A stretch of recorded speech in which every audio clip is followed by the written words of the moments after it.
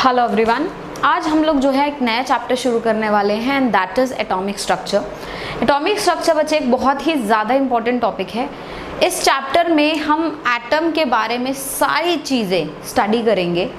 Basically हमारा focus रहेगा atom के स्ट्रक्चर के ऊपर, बट एटम खुद ही इतना कॉम्प्लेक्स पार्ट है कि उसका स्ट्रक्चर डिड्यूस करना भी एक कॉम्प्लेक्स चीज़ है। तो हम इस चैप्टर को किस तरीके से स्टडी करेंगे मैं आपको समझा देती हूँ। हम इस चैप्टर में मेजरली जो है मॉडल्स जो हमारे पास आए थे, जो डिफरेंट साइंटिस्ट ने प्रपोज करे, जो थ्योरीज हमारे पास आई जो डिफरेंट साइंटिस्ट ने प्रपोज करी, ताकि हम एटम का स्ट्रक्चर जान सके, उन्हीं को स्टडी करेंगे। Right, so from the initial to the final stage के अब हमारा मॉडल ऑफ एटम क्या है, what is the final atom we are considering to and what was the initial thing that we are considering to, उन सारी चीज़ों को हम एक एक करके जो है लेके चलेंगे। राइट, तो चलिए हम लोग शुरू करते हैं। Let's talk about structure of atom.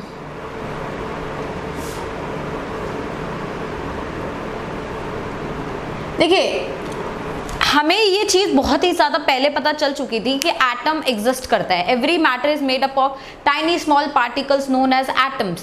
That was given by Daltons. Right, Daltons ने अपनी एक एटॉमिक थ्योरी दी थी कि हर मैटर जो है एक बहुत छोटे पार्टिकल से मिलकर बना है, जिनको हम लोग बोलते हैं atoms.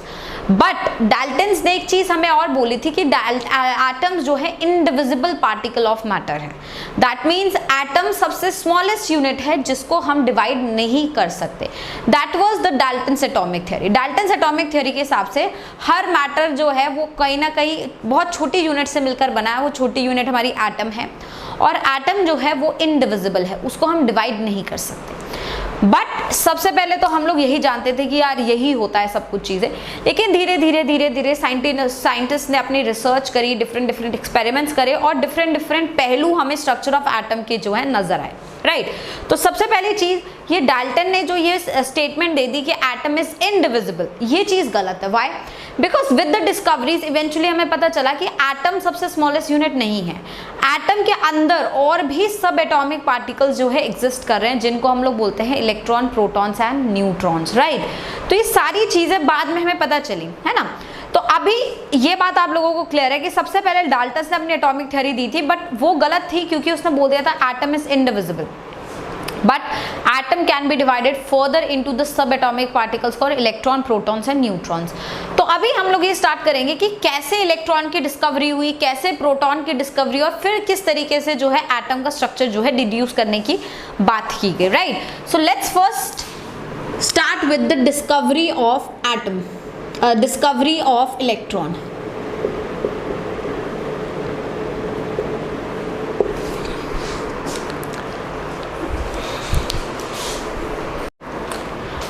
Discovery of electron was done by cathode ray experiment,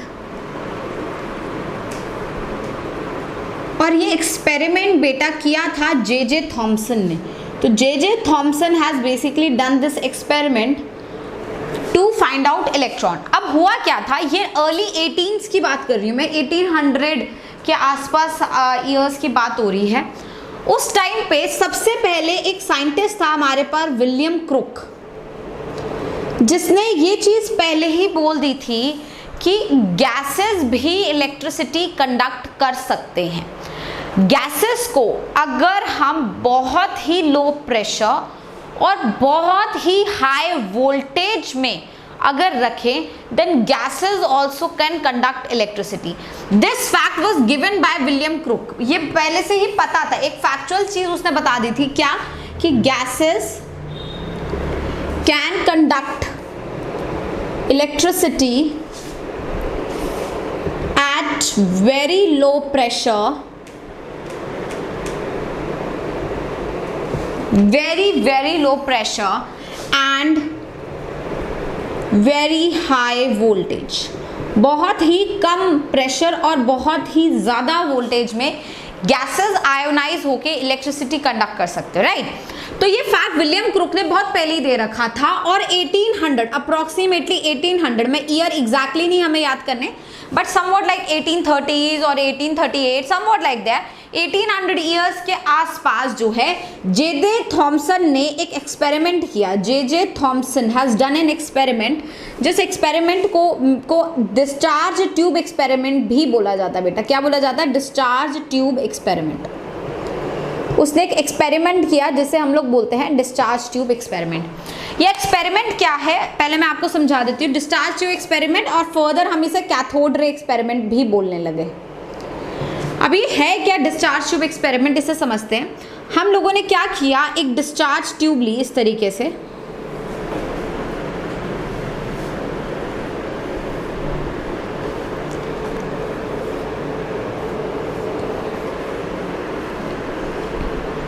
और बहुत ही हाई वोल्टेज के साथ इसे जो है हमने कनेक्ट कर दिया।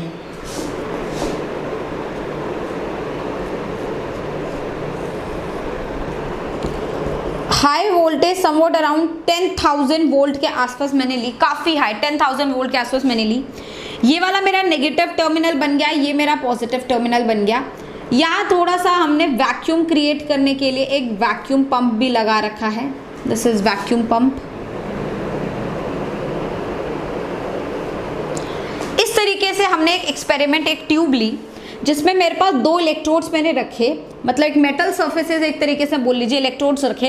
इस मेटल सरफेस को negative terminal of the battery से कनेक्ट किया बेटा, इस मेटल सरफेस को positive terminal of the battery से कनेक्ट किया। इस ट्यूब के अंदर हमने वेरी लो प्रेशर पे एक गैस जो है डाल दी, बहुत ही कम प्रेशर पे, एक्सट्रीमली लो प्रेशर पे हमने गैस जो है फिल कर दी यहाँ पे, राइट। अब हम लोग क्या करने वाले, देखिए जैसे ही हम बैटरी ऑन करेंगे, एक्सट्रीमली लो प्रेशर तो ऑलरेडी है ही, और जैसे ही हम बहुत ज़्यादा तेज वोल्टेज अप्लाई करेंगे, ये ऐसा देखा गया कि यहाँ पर गैस आयोनाइज हुई और कुछ रेज जो है हमारी इस डायरेक्शन में प्रोसीड हुई, इस डायरेक्शन में कुछ रेज निकली, राइट। अभी सुनते चलिए, सारी चीज़ों की हम बात करेंगे। ये जो नेगेटिव टर्मिनल है बेटा, इसको हम लोग बोलते हैं कैथोड, और जो पॉजिटिव टर्मिनल है बेटा, इसे बोलते हैं हम एनोड।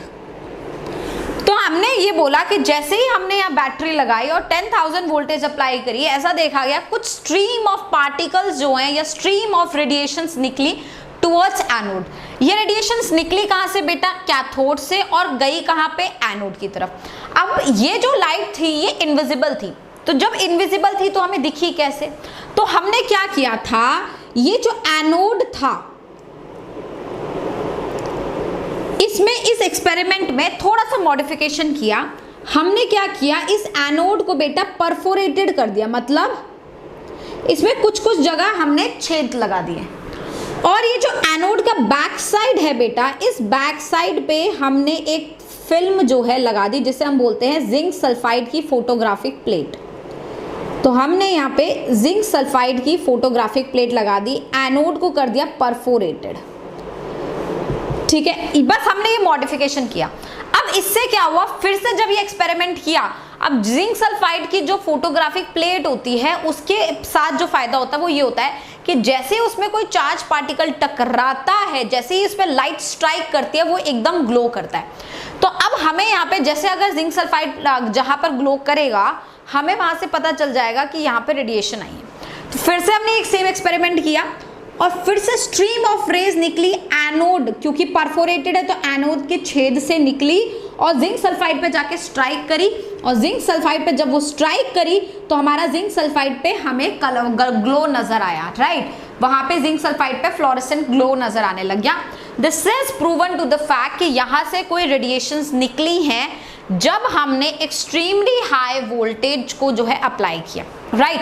अब ये रेडिएशंस निकली कहां से हैं? ये रेडिएशंस एमिट हुई हैं, emitted from cathode, emitted from cathode to anode. Cathode से गई है किसकी तरफ बच्चे? एनोड की तरफ। अब ऑब्वियसली जैसे मैंने आपको पहले ही बता दिया, एनोड हमारा positive terminal of the battery है और ये रेडिएशंस एनोड की तरफ अट्रैक्ट हुई हैं। दैट मीन्स कि ये रेडिएशन जिन पार्टिकल से मिलकर बनी है वो पार्टिकल्स हमारे क्या होंगे?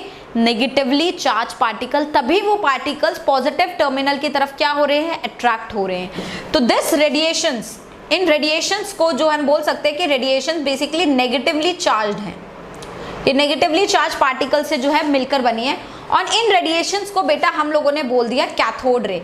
तो कैथोड रे हमने इसे क्यों बोला है, क्योंकि ये जो रे है, ये जो रेडिएशन है, कैथोड से एमिट हुई है एनोड की तरफ। Do you understand the point?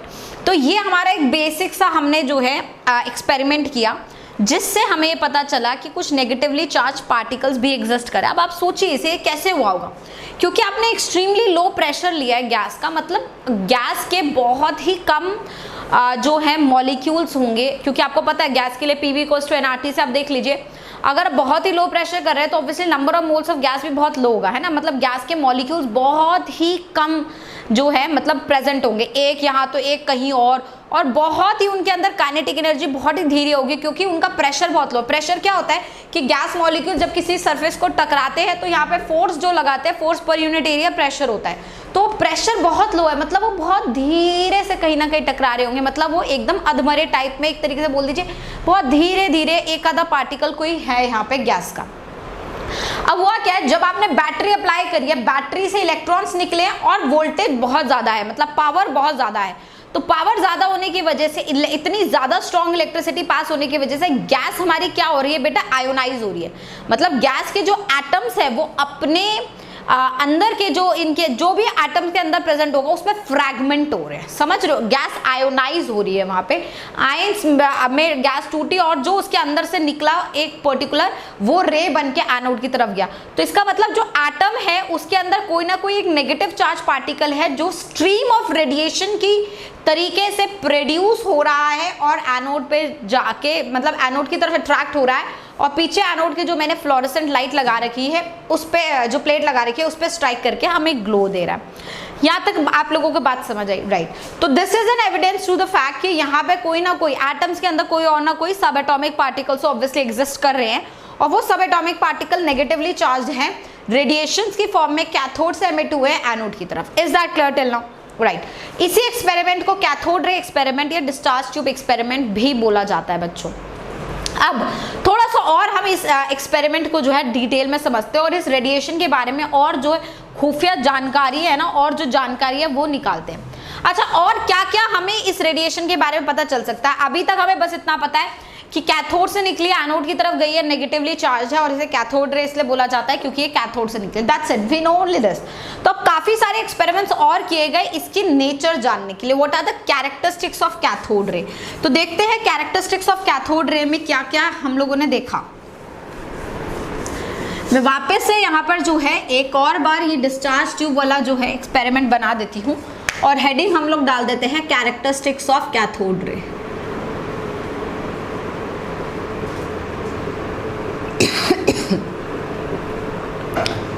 तो सबसे पहले कैथोड रे का एक कैरेक्टरिस्टिक है कि ये नेगेटिवली चार्ज है। हालांकि हम इसे प्रूव करेंगे, बट अभी के लिए हमें पता है ये नेगेटिवली चार्ज है। सेकेंड कैरेक्टरिस्टिक जो इंपॉर्टेंट है इस रे का वो ये है कि ये जो रे है ये मैकेनिकल प्रॉपर्टी शो करती है। This shows mechanical property is shown by the रे। ये रे जो है कहीं ना कहीं मैकेनिकल प्रॉपर्टी जो है शो करती है। इसके लिए हम लोगों ने क्या किया कि ये जो डिस्चार्ज ट्यूब हम लोगों ने यहाँ ली थी, ये एनोड था हमारे पास, ये कैथोड था attach to a battery of very high potential, and we have obviously some vacuum pump here. Now in this case what we have done is, यहाँ पर हमने एक व्हील रख दिया। व्हील समझते हैं, जैसे एक कहते नहीं मैकेनिकल प्रॉपर्टी का मतलब क्या होता है कि इस रे से कोई ना कोई मशीनरी चलाई जा सकती है ना। हालांकि रेस बहुत ही मतलब ज़्यादा वेट नहीं रखेंगे क्योंकि एटम ही बहुत छोटा होता है, तो उसके अंदर बहुत हैवी पार्टिकल्स तो ऑब्वियसली प्रेजेंट नहीं होंगे। तो हमने बहुत बड़ी मशीनरी ना चलवा के एक छोटा सा व्हील यहाँ रख दिया, और जैसे ही हमने यहाँ वोल्टेज अप्लाई की, यहाँ से रेस निकली, ऐसा देखा गया कि ये व्हील क्या कर जाता है बेटा, रोटेट कर जाता है। मतलब ये जो आपके अंदर रेस निकल रही है, इनके अंदर एक मशीन को चलाने की, एक व्हील को रोटेट करने की जो है टेंडेंसी है। मतलब इसके अंदर मैकेनिकल प्रॉपर्टीज एग्जिस्ट करती है, मैकेनिकल एनर्जी है इस रेस के अंदर। बात समझ आई?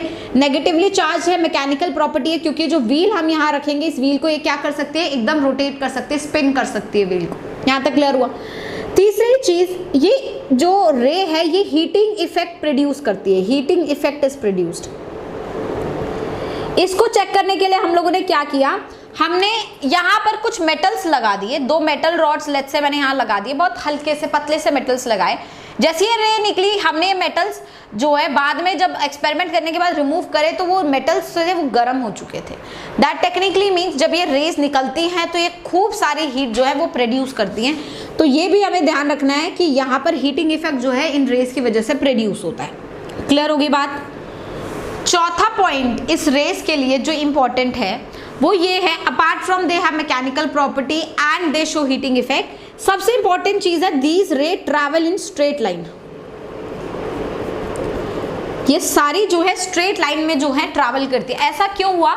क्योंकि जैसे ये रेज आई, हमने यहाँ जो फ्लोरेसेंट प्लेट लगा रखा था वहां पे हमने देखा, फ्लोरेसेंट प्लेट पे हमने देखा कि एकदम बीच में जाके ग्लो मिल रहा है। ऐसा नहीं कि कोई ग्लो यहाँ आ रहा है, कोई ग्लो यहाँ आ रहा है, मतलब रे अपनी ऐसे ऐसे किसी भी डायरेक्शन में मूव करके कहीं पे भी ग्लो दे रही है। एक ही पर्टिकुलर पॉइंट पे जो है हमें ग्लो मिल रहा था, मतलब वो जो सारी रेज हैं एक ही पर्टिकुलर डायरेक्शन में स्ट्रेट तरीके से मूव कर रही थी। और भी डिफरेंट तरीके से हमने इसे प्रूफ किया। हमने क्या किया, एक तरीके से आप ये सोचिए, अगर सपोज ये आप डस्टर यहाँ देखिए बोर्ड की तरफ, यहाँ से अगर कोई लाइट आएगी और मैं डस्टर यहाँ रखूंगी तो डस्टर की जस्ट शैडो जस्ट इसके पीछे ही बनेगी ना। तो जब भी एक ऑब्जेक्ट आप रख रहे हो उसकी शैडो जस्ट उसके पीछे बन रही है, दैट मीन्स जो लाइट उस पर स्ट्राइक कर रही है वो लाइट स्ट्रेट डायरेक्शन में जो है ट्रैवल कर रही है। तो उस तरीके से भी लोगों ने देखा कि जब यहाँ पर हमने कोई ऑब्जेक्ट रखा, ये लाइट ट्रैवल करी तो शैडो जस्ट जो है इसके नीचे बनी। तो that is giving you a fact कि ये सारी रेज जो है स्ट्रेट लाइन में ही ट्रैवल कर रही है, राइट। नाउ एक और एक्सपेरिमेंट किया गया ये चेक करने के लिए कि ये इलेक्ट्रिक फील्ड और मैग्नेटिक फील्ड की प्रेजेंस में जो है डिविएट कर जाती है, डिफ्लेक्ट कर जाती है। इनको हमने एक्सपेरिमेंटली प्रूव किया। These radiations deflect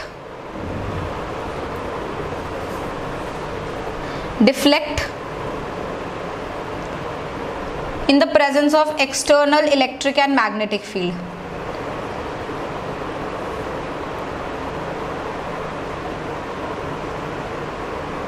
And magnetic field. देखिए इसके लिए हम लोगों ने क्या किया, हमने जो एक्सपेरिमेंट है उसे थोड़ा सा जो है अपैरेटस जो हमारे पास है उसको हमने थोड़ा सा चेंज कर दिया, कुछ इस प्रकार। देखिए यहाँ पर हमने ये जिंक सल्फाइड की फ्लोरेसेंट प्लेट जो है वो लगा रखी है।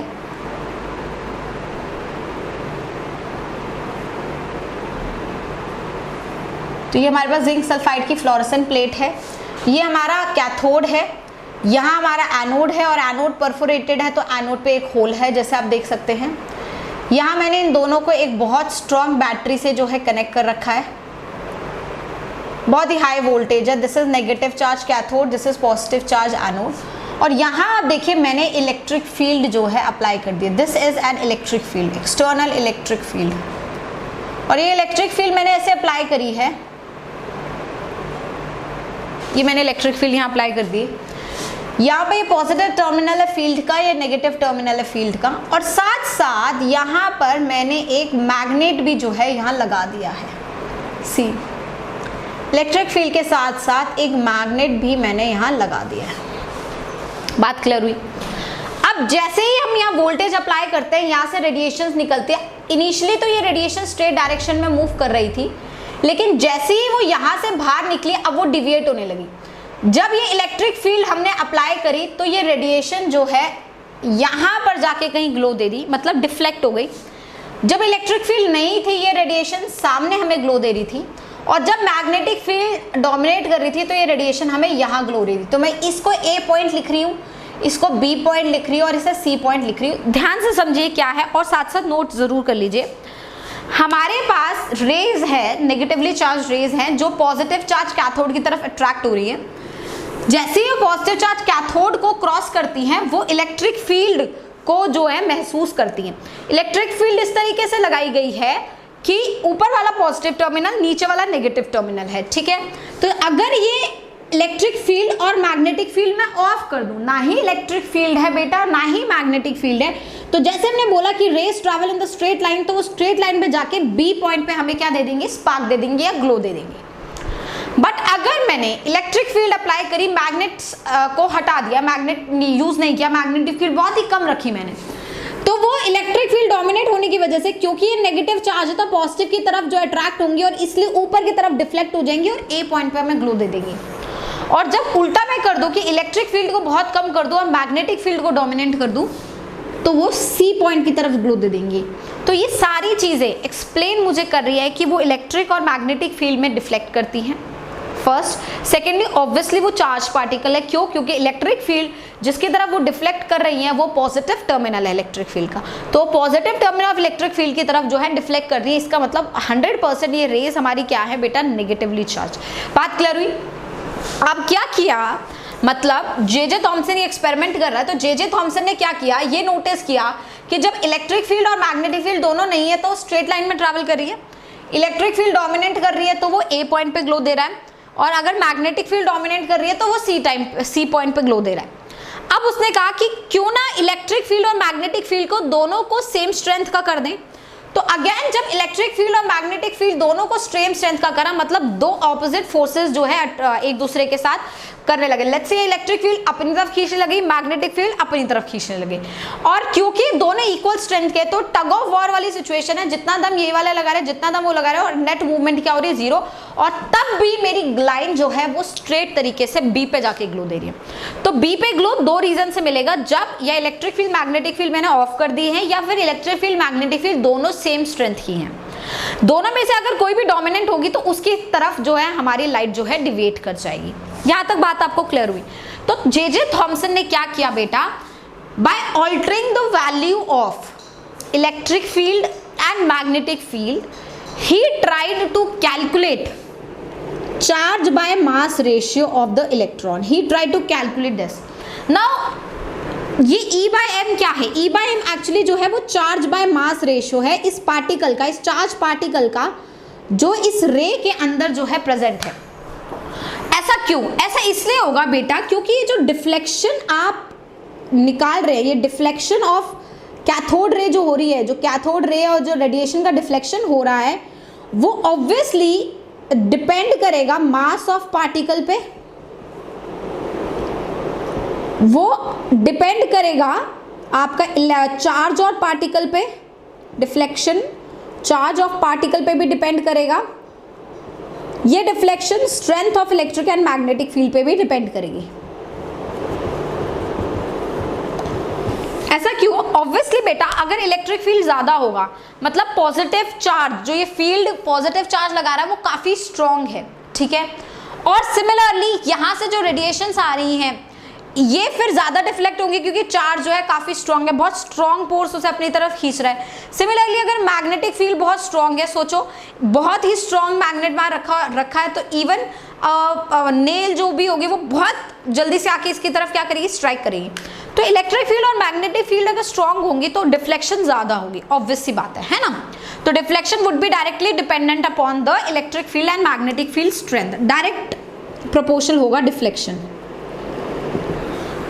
चार्ज ऑफ पार्टिकल से इलेक्ट्रिक फील्ड का रिलेशनशिप है। ऑब्वियसली हो सकता है इलेक्ट्रिक फील्ड को मैं चेंज ना करूं, बट पार्टिकल का चार्ज अगर ज्यादा होगा तो पार्टिकल का चार्ज ज्यादा तो फिर से अट्रैक्शन ज्यादा, बिकॉज अट्रैक्शन जो है electrostatic attraction charge of the two substance पे डिपेंड करती है। किसी एक का भी चार्ज अगर आप बढ़ा दोगे तो इलेक्ट्रोस्टैटिक फोर्स ऑफ अट्रैक्शन बढ़ जाएगी। तो ऑब्वियसली चार्ज ऑफ पार्टिकल भी कहीं ना कहीं डिफ्लेक्शन से डायरेक्टली रिलेटेड है, और मास ऑफ पार्टिकल डिफ्लेक्शन से इनवर्सली रिलेटेड होगा। क्यों? क्योंकि एक बात बताओ, लेट्स से एक मैग्नेट है मेरे पास सेम स्ट्रेंथ का, और उसके साथ मैंने एक बहुत भारी नेल रखी है और एक छोटी नेल रखी है, तो स्ट्रेंथ मैग्नेट की सेम है, बट जो छोटी नेल है वो एकदम से भाग के एकदम से चिपकेगी क्योंकि उसका मास बहुत कम है। बट वहीं पे एक बहुत बड़ा आयरन का ऑब्जेक्ट, लेट्स से मैंने एक वीक मैग्नेट ले लिया, तो क्या वो पूरी अलमीरा जो आयरन की उसे खींच सकता है? नहीं, बट वहीं पे एक छोटा सा आयरन का पीस, हल्का सा एक नेल पड़ा होगा, उसको वो खींच लेगा। तो मैग्नेटिक फील्ड की स्ट्रेंथ के साथ साथ जो मास ऑफ अट्रैक्टिंग सब्सटेंस है उस पर भी वो चीज डिपेंड कर रही है, बट मास अगर कम होगा तो डिफ्लेक्शन ज्यादा होगी, तो वहां पे इनवर्स रिलेशनशिप है ना। तो क्योंकि मेरी जो लाइट डिफ्लेक्ट हो रही है, जिस एंगल से वो डिफ्लेक्ट हो रही है, वो कहीं ना कहीं चार्ज और मास पे डिपेंड कर रहा है, तो इलेक्ट्रिक फील्ड की स्ट्रेंथ को बदलकर मैग्नेटिक फील्ड और इलेक्ट्रिक फील्ड को आपस में एडजस्ट करके हमारे थॉमसन ने E/m रेशियो जो है कैथोड रे का कैलकुलेट करा, और वो E/m रेशियो इलेक्ट्रॉन का जो आया वो 1.76 इंटू 10⁻11 kg पर कूलम आया, सॉरी कूलम पर kg आया। ये आप याद रखेंगे। तो E/m रेशियो ये हमने बेटा किसका निकाला है, फॉर अ इलेक्ट्रॉन और for a cathode ray, because cathode ray is a negative charged ray made up of smaller particles called electrons. Do you understand the point till now? तो अभी तक cathode ray experiment से हमें ये पता चल गया कि electrons present है atom के अंदर, मतलब atom is not alone, it can be divided into its subatomic particles and one of the subatomic particle is negative charge and it is electron. Do you understand the point till now? काफी experiments किए है ना। एक काफी important observation उसने यहाँ देखी, वो ये था कि ये सब करने के बाद इसने कैथोड का मटेरियल, एनोड का मटेरियल, इलेक्ट्रोड का मटेरियल चेंज किया। यहाँ जो गैस लो प्रेशर पे बढ़ गई है उस गैस के नेचर को चेंज किया, लेकिन उसे बात पता चली चाहे आप इलेक्ट्रोड का मटेरियल चेंज करो, चाहे आप गैस को चेंज करो, बट इलेक्ट्रॉन या कैथोड रे पर कोई फर्क नहीं पड़ रहा। कैथोड रे का E/m रेशियो जो है इंडिपेंडेंट है nature of electrode and nature of the gas which is present inside the discharge tube. तो ये काफी ज्यादा इंपॉर्टेंट चीज आप लोगों के लिए बन जाती है। यहाँ पे जो हम लिख रहे हैं very very important, that E/m ratio of cathode रे, या फिर मैं बोलूँ नेचर ऑफ कैथोड रे, क्योंकि E/m ratio is nothing but nature ही एक तरीके से चार्ज बाय मास रेशियो। तो ये नेचर ऑफ कैथोड रे जो है इट इज इंडिपेंडेंट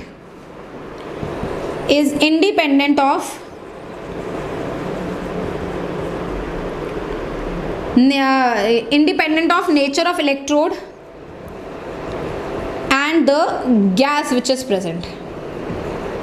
गैस आप कोई मर्जी डाल लो, इलेक्ट्रोड किसी मर्जी मटेरियल का रख लो, उससे कोई फर्क नहीं पड़ेगा, कैथोड रे का E/m वैल्यू जो है वो वही रहेगा। यहाँ तक बात समझ आई? ठीक। तो काफी सालों तक बेसिकली इलेक्ट्रॉन के बारे में सिर्फ जो इन्फॉर्मेशन थी वो पता थी, वो सबको पता थी, इसका E/m रेशियो। किसी को भी इलेक्ट्रॉन का एग्जैक्ट चार्ज नहीं पता था, किसी को भी इलेक्ट्रॉन का एग्जैक्ट मास नहीं पता था। चार्ज तो और मास दो चीजें थी, इनका रेशियो सबको पता था, ये चीज थी, है ना। अब फर्क ये था कि अगर मैं चार्ज या मास में से कोई भी एक चीज पता कर लूं एक्सपेरिमेंट से, तो दूसरी चीज E/m रेशियो से आ जाएगी। तो काफी सालों तक we did not know anything, we just know electron का charge by mass ratio, that's it. But eventually Mulliken come into picture. Mulliken with his friends did a Mulliken oil drop experiment, and because of that oil drop experiment we got to know about the charge of electron. तो हमें वहां से electron का जो है charge जो है पता चल गया, right. We will come to Mulliken drop experiment in a while, but अभी तक एक चीज समझिए, we know that electron does not have any, electron has a negative charge on it, but we also know that atom is electrically neutral. So if atom is electrically neutral and atom is made up of electron which is negatively charged, then obviously there is some positive charge which is also present inside the atom which is making it electrically neutral, है ना। तो as soon as J.J. Thomson did this experiment, and similarly after just a while, एक दो साल बाद, another scientist Goldstein came into picture and he did the same experiment just in a reverse order to prove the discovery of the positive charge particle which is existing inside the atom. Do you understand the point? So after this cathode ray experiment, let's start the discovery of proton or the positive charge particle which is present inside the atom.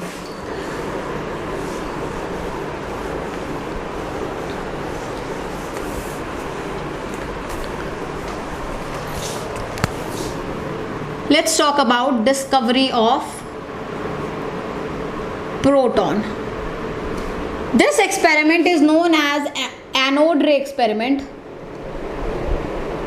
and this anode ray experiment is again done in the similar manner we did the cathode ray experiment, except to the fact we have a little alteration in that. Again this is a discharge tube experiment only, हमने discharge tube ही लिया, but थोड़ा सा हमने change कर दिया है। क्या किया, I will tell you.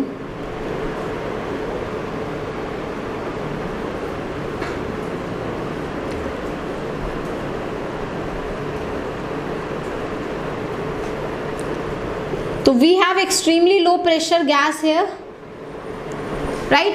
We have applied a very strong voltage of around 10,000 volt, but instead of making anode perforated, we have made a perforated cathode.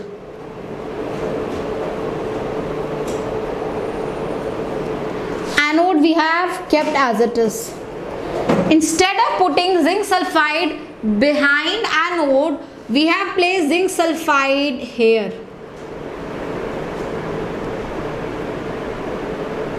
Behind cathode. तो बस हमने सारी चीजें सेम रखी, बट परफोरेशन ऑफ एनोड करने की बजाय perforation of cathode कर दिया, और जिंक सल्फाइड एनोड के पीछे लगाने के बजाय हमने कैथोड के पीछे लगा दी। जैसे ही वोल्टेज अप्लाई करी, अगेन कुछ गैस या पार्टिकल जो है निकले और एनोड से निकले और कैथोड की तरफ गए। और इनको भी चेक करने के लिए हमने, क्योंकि जिंक सल्फाइड प्लेट लगाई है, तो जिंक सल्फाइड प्लेट पे हमें क्या मिला? ग्लो मिला। That is proven to the fact कि अब जो रेडिएशन है वो एनोड से निकल रही है और पॉजिटिव टर्मिनल की तरफ जो है, सॉरी ये तो नेगेटिव टर्मिनल है हमारा, ये पॉजिटिव टर्मिनल है, तो जो हमारी रेडिएशंस निकल रही है वो पॉजिटिव टर्मिनल से निकल रही है और नेगेटिव टर्मिनल की तरफ जो है अट्रैक्ट हो रही है। मतलब ये रेडिएशंस हमारी पॉजिटिव चार्ज हैं। इन रेडिएशंस को हमने एनोड रे बोला। एनोड रे हमने क्यों बोला बेटा? क्योंकि ये एनोड से जो है एलिमिनेट हो रही हैं और कैथोड की तरफ जा रही हैं। जो कैथोड रे था वो कैथोड से शुरू हो रहा था, एनोड की तरफ जा रहा था। एनोड रे एनोड से शुरू हो रहा है, कैथोड की तरफ जा रहा है। क्लियर हुई बात?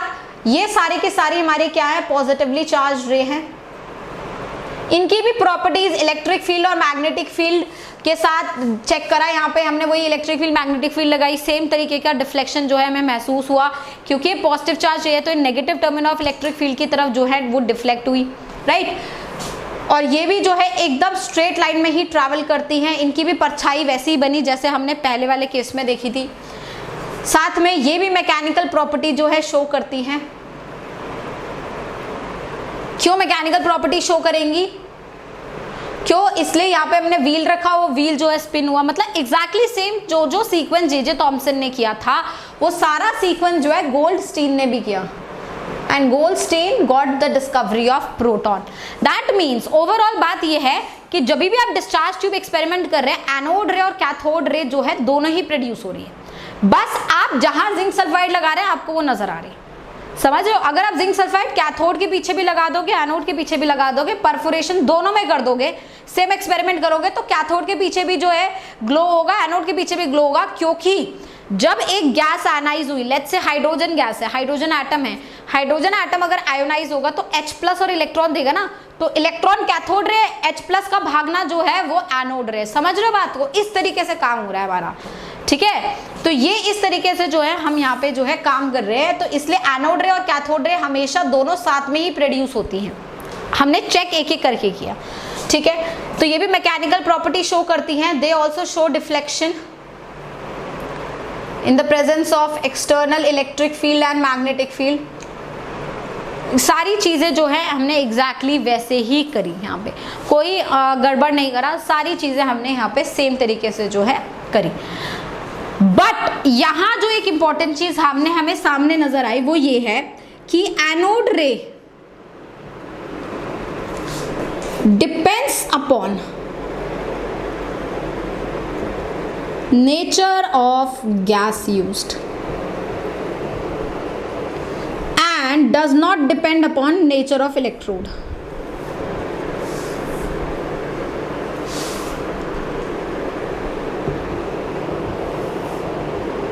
इलेक्ट्रोड के नेचर पे ना ही कैथोड रे डिपेंड करती है बेटा, ना ही एनोड रे डिपेंड करती है। लेकिन cathode ray nature of gas पे भी डिपेंड नहीं करती, बट एनोड रे नेचर ऑफ गैस पे जरूर डिपेंड करती है। ये वाला पॉइंट काफी इंटरेस्टिंग है। ऐसा क्यों कि एनोड रे जो है नेचर ऑफ गैस पे डिपेंड करती है? अगर आपने मेरी बात ध्यान से सुनी हो तो शायद आप समझ गए हो। मैंने क्या बोला था? अगर आपने हाइड्रोजन गैस ली, सपोज हाइड्रोजन एटम लिया, तो हाइड्रोजन एटम के अंदर आपको पता है ना कि एक ही प्रोटॉन होता है और एक ही इलेक्ट्रॉन होता है।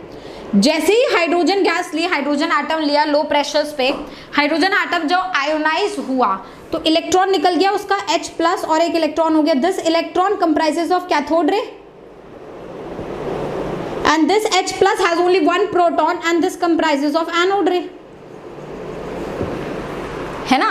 तो एक्चुअली में प्रोटॉन निकलना है, मतलब एज अ इलेक्ट्रॉन जैसे प्रोटॉन नहीं निकल रहा, प्रोटॉन नहीं निकल रहा, इंस्टेड आयन निकल रहा है, और एक पॉजिटिव आयन निकलना इंडिकेट कर रहा है प्रोटॉन का। समझ रहे हो बात को, ये पॉइंट है, ये वाली चीज काफी इंपॉर्टेंट है, क्योंकि एनोड रे पॉजिटिव चार्ज आयन है, एनोड रे कोई पार्टिकल नहीं है, एनोड रे पॉजिटिव चार्ज आयन है जो इंडिकेट कर रही है पॉजिटिव चार्ज पार्टिकल का होना, बट इटसेल्फ एनोड रे एक पॉजिटिव चार्ज आयन है। तो यहां अगर मैं हीलियम आयन लूंगी तो मेरा एनोड रे He+ होगा ना, तो ऑब्वियसली एनोड रे नेचर ऑफ गैस पे क्या कर रही है, डिपेंड कर रही है, लेकिन चाहे He+ बने निकलेगा तो इलेक्ट्रॉन ही, कैथोड रे तो इलेक्ट्रॉन ही होगा। तो cathode ray nature of gas पे डिपेंड नहीं करेगा, ना ही नेचर ऑफ इलेक्ट्रोड पे, बट एनोड रे नेचर ऑफ कैथोड पे डिपेंड नहीं करेगा, इलेक्ट्रोड पे डिपेंड नहीं करेगा, बट नेचर ऑफ गैस पे जरूर डिपेंड करेगा। यहां तक बात क्लियर हुई।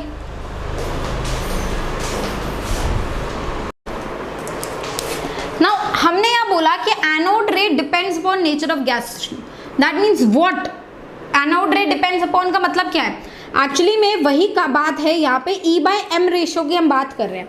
भाई nature of anode gas, anode रे जैसे नेचर ऑफ कैथोड रे था उसका चार्ज बाय मास रेशियो, वैसे ही नेचर ऑफ एनोड रे भी है चार्ज बाय मास रेशियो।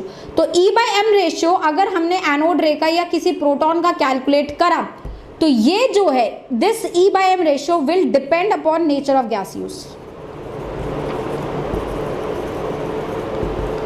तो हर गैस के लिए E/m रेशियो हमारा क्या आएगा बेटा, अलग आएगा, ठीक।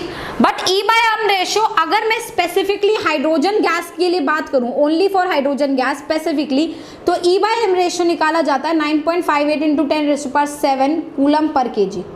तो for hydrogen gas you can learn this thing, और ये एक्चुअली हाइड्रोजन गैस के लिए मैक्सिमम भी होता है, क्योंकि हाइड्रोजन गैस में एक ही प्रोटॉन होता है, और ये ज़्यादा एक्यूरेट भी एक तरीके से, क्योंकि एक ही प्रोटॉन चाहिए, और एनोड रे एज सच प्रोटॉन का एमिशन नहीं है, आयंस का ही एमिशन, और इस आयन में और कुछ नहीं है, प्रोटॉन ही है।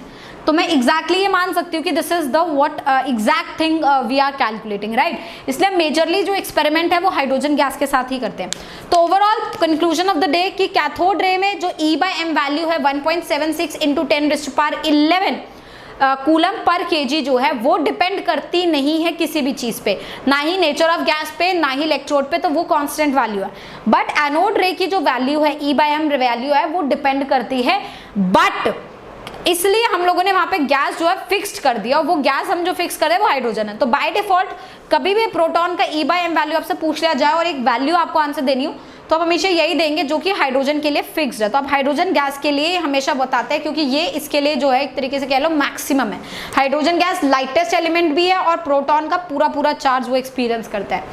तो ये होता है हमारा E/m रेशियो। तो यहाँ से आपको पता चला है कि E/m ऑफ इलेक्ट्रॉन और a cathode ray and E/m of a proton, और तो देखा जाए तो E/m इलेक्ट्रॉन का क्या है, बेसिकली ज्यादा है प्रोटॉन से, जबकि charge on electron and charge on proton तो सेम होगा, है ना, क्योंकि एक पॉजिटिव चार्ज एक नेगेटिव चार्ज। भाई अगर चार्ज ही डिफरेंट हो गया तो आपका एटम इलेक्ट्रिकली न्यूट्रल ही नहीं हुआ, है ना, आपका चार्ज तो सेम है।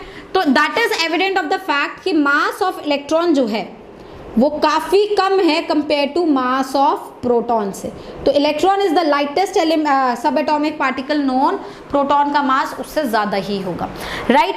तो ये हमारे दो एक्सपेरिमेंट्स हुए जे थॉमसन एंड गोल्डस्टीन, जिन्होंने प्रोटॉन और इलेक्ट्रॉन की डिस्कवरी करी बाय यूजिंग एनोड रे एंड कैथोड रे रिस्पेक्टिवली। दोनों ने प्रोटॉन और इलेक्ट्रॉन सब एटॉमिक पार्टिकल्स के लिए E/m रेशियो ही निकाला। Now Mulliken comes into picture and Mulliken performs its oil drop experiment। मैं सेटअप आपको समझाती हूँ और फिर बताती हूँ कि ये एक्सपेरिमेंट किस चीज़ का है, right. Let's talk about Mulliken's oil drop experiment। देखिए इस तरीके से कुछ सेटअप किया था मुलिकन ने अपने ऑयल एक्सपेरिमेंट में। काफ़ी इंटरेस्टिंग एक्सपेरिमेंट है मुलिकन का। इसको समझाते कैसे, आप एक तरीके से मान लीजिए ये एक सिलेंडर है, एक तरीके से आप ले लीजिए, नॉट सिलेंडर तो आप एक डब्बा ले लीजिए, एक वर्टिकल डब्बा नहीं होता जैसे आप लोग घर पे यूज़ करते हैं दालें वाले या चीनी वीनी रखने के लिए, एक डब्बा हमने इस तरीके से जो है कंसीडर करा। अब मैंने उसका क्या है, उस सिलेंडर का एक क्रॉस सेक्शन आप लोगों को दिखाया है, ठीक है। एक तरीके से हमने क्या किया, उस डब्बे में जो बेस है आपका उसको वहां पर एक प्लेट लगा दी विच इज नेगेटिवली चार्ज, और उस डब्बे में कहीं बीच में एक पॉजिटिव चार्ज प्लेट भी लगाई है हमने, बट ये पॉजिटिव चार्ज जो प्लेट है इसके बीच में परफोरेशन है, होल है, राइट। ठीक, तो आपने क्या किया, एक तरीके से एक सिलेंडर लिया, एक डब्बा लिया, उसके जो आपका बेस है उस पर प्लेट लगाई which is negative charge, this is a positive charge plate जिसका यहाँ पे क्या है, परफोरेशन है। जस्ट अबव दिस प्लेट हम लोगों ने एक एटोमाइजर लगाया। Atomiser is like a spray bottle, right. जैसे आप लोग स्प्रे बॉटल यूज करते हैं ना, कि पानी के लिए स्प्रे बॉटल यूज करते हैं तो एकदम से मिस्ट ऑफ वाटर ड्रॉपलेट्स निकलते हैं, इस तरीके से होता है। तो ये इसने एक स्प्रे बॉटल टाइप यहाँ यूज करी, लेकिन यहाँ से वाटर नहीं बट ऑयल ड्रॉपलेट्स निकले, राइट। तो ये स्प्रे कर रहा है, यहाँ से स्प्रे बॉटल से लगा रही है, बार बार ये क्या कर रहा है, ट्रिगर कर रहा है, और ऑयल ड्रॉप्स जो है वहां से बार बार निकल रही है। ठीक, ये समझ आ गया। यहाँ पर इसने बेसिकली एक टेलीस्कोप लगा लिया ताकि वो सिलेंडर के अंदर जो है देख सके अपना क्या चल रहा है। यहाँ पे एक छोटी सी ओपनिंग है जहाँ से गैस जो है अपने अंदर, आयोनाइजिंग गैस जो है अंदर आ रही है। ये एक और ओपनिंग है जो काफी इंपॉर्टेंट है, यहाँ से आयोनाइजेशन रेडिएशंस आ रही है, गैस को आयोनाइज करने के लिए रेडिएशंस हम लोग दे रहे हैं। तो यहाँ से गैस आ रही है और गैस को आयोनाइज करने के लिए हम यहाँ से क्या दे रहे हैं बेटा, रेडिएशंस दे रहे हैं, आयोनाइजिंग रेडिएशंस दे रहे हैं। और ये positive terminal negative terminal of course battery से कनेक्टेड है, और बैटरी का जो वोल्टेज है ये ऑल्टर किया जा सकता है, इसलिए हमने एक तरीके से यहाँ पे एक रियोस्टैट टाइप या कुछ बना लिया कि हम जो वोल्टेज है उसे ऑल्टर कर सकें। सेटअप आप लोगों को क्लियर है, मैं सारी चीजें समझाती हूँ। एक आपने सिलेंडर ले लिया, एक सपोज मैंने उसका क्रॉस सेक्शन आपको दिखाया, सिलेंडर के अंदर आपने एक पॉजिटिव प्लेट लगाई जिसपे परफोरेशन है, बेस पे नेगेटिव प्लेट लगाई, सिलेंडर के यहाँ होल करके आप टेलीस्कोप से देख रहे हैं। यहाँ से एक ओपनिंग है जहाँ से गैस आ रही है, और इस साइड से एक ओपनिंग है जहाँ से आयोनाइजिंग पोटेंशियल आ रही है ताकि गैस को हम आयोनाइज कर सके। ऊपर से हमने एक स्प्रे बॉटल लगा दी है जहाँ से आप स्प्रे करके ऑयल्स को जो है अंदर डालेंगे। अब प्रोसेस क्या हो रहा है ध्यान से सुनिएगा। पहले मैं मानती हूँ कि ये जो मैंने बैटरी है ना ये ऑफ कर रखी है, ये इस पे कोई वोल्टेज नहीं है, बैटरी बंद है। तो बंद है मतलब यहाँ पे चार्जेस डेवलप नहीं हुए, पॉजिटिव और नेगेटिव चार्ज डेवलप नहीं हुए।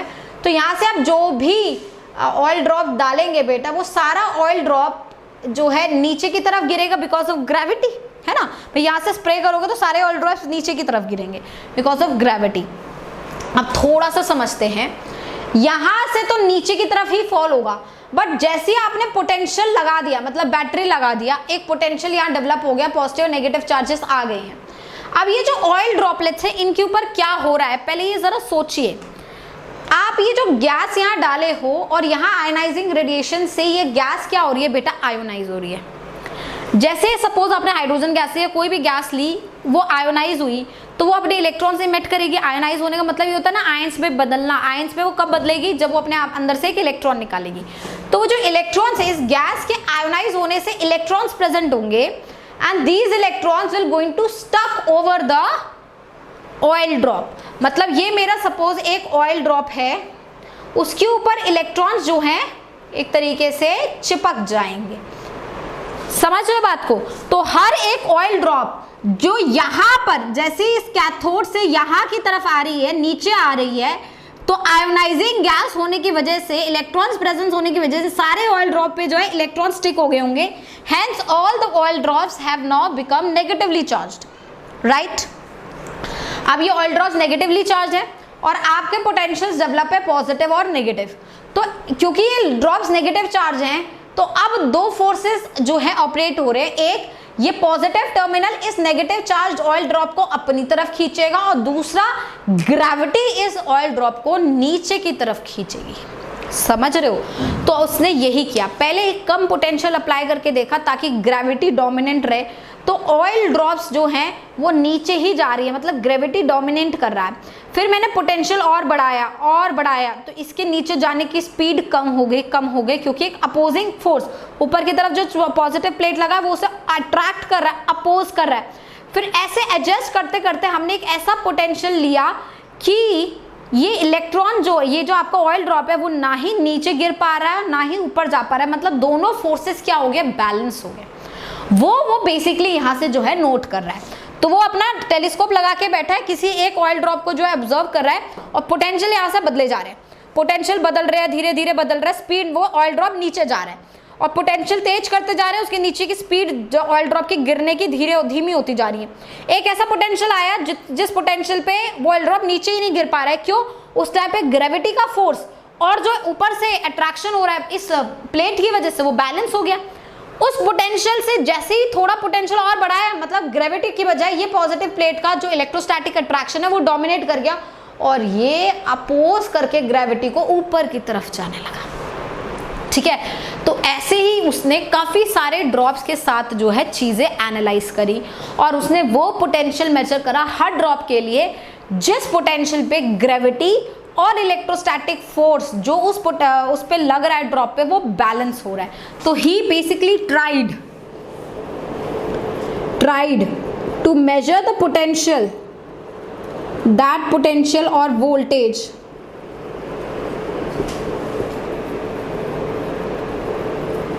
where drop is not falling and has stopped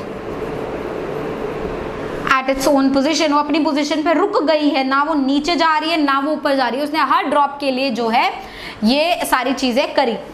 अब उसने क्या किया, कुछ डेटास इकट्ठे करे जो मैंने यहाँ लिखे। These are not the original datas, of course एक रैंडम डेटा मैंने आपके सामने लिखा है, ओरिजिनल कुछ भी हो सकता है, जस्ट फॉर योर अंडरस्टैंडिंग। क्योंकि उससे वो जो ऑयल यूज कर रहा है ना, तो उस ऑयल की डेंसिटी उसे पता है और जो ये ड्रॉप्स नीचे बन रहे हैं उस ड्रॉप्स का रेडियस वो कैलकुलेट कर रहा है। तो हर ड्रॉप की रेडियस और ऑयल की डेंसिटी से वो इस ड्रॉप का जो है बेसिकली मास कैलकुलेट करने की कोशिश कर रहा है।